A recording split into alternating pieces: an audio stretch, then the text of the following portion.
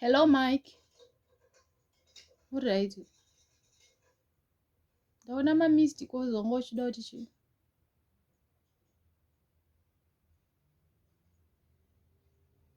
Mama vari kuda mari. Kubva kwandiri? No, Mike. Iwewe kana mai vako vachiudza iwewe kana pane zvinhu zvavanoda ka. It's okay, chivatumira iwewe mari yacho because havangati kana pane zvavanoda kubva kwandiri vanoudza iwe. Vadi kuudza ini mai vako? Vaudza iwewe handiti? Because vada kuti iwewe uzive. Inini munondibudisa muma-programs ekumba kwenyu every time nehama dzako. Kana pane zvamunenge muchida kutaura muchida kuita sei munotaura muri moga. Kana makuda mari ndo pamunouya kwandiri.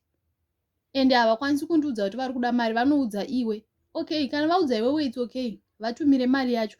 Ndakakuudza kubva kudhara. Mai vako kana vane zvavanoda vanoudza iwe, havaudzi ini. But mari yacho inobva kwandiri, Mike. Zvinotondigwadzawo, unofunga ndiri chii mukati memhuri yekumba kwenyu inini. Munondibudisa ma-programs enyu every time. Inini hazvindifadzi sha, zvinondibata because ndinobudisa mari dzangu.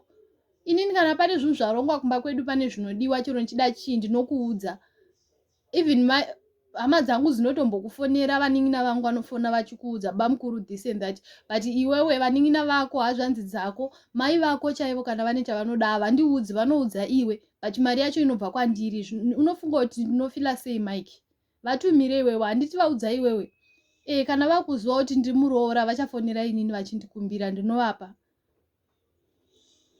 Aiwa, tinozviziva kuti uri musoro wemba, Mike. But zvokuita musoro wemba, musha mukadzika. Musha unoyu kuti unzi musha, it's because of me, Mike. Dai wanga uri wega pamwe dai usitombo. Yeah, the men you are because of me, handiti. Aiwa, aiwa, handikurespekti papi nai, Mike. Ndepapi paunoti handikurespekti? Because ndataurawo zvinondigwadza. Uri musoro wemba ndozviziva. Uri musoro wemba batika. Iwewe ndiwe musoro wemba, handisi kuzviramba. Ndiwe musoro wemba, but ndiri huro, Mike. Ndini huro kukontrola zidehenya iroro. Huro ndo inokontrola dehenya.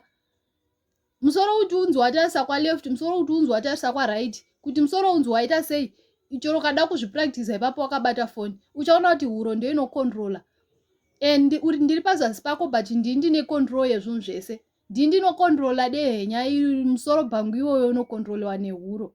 Saka iwe uri kuti chii? Handifani. Hello?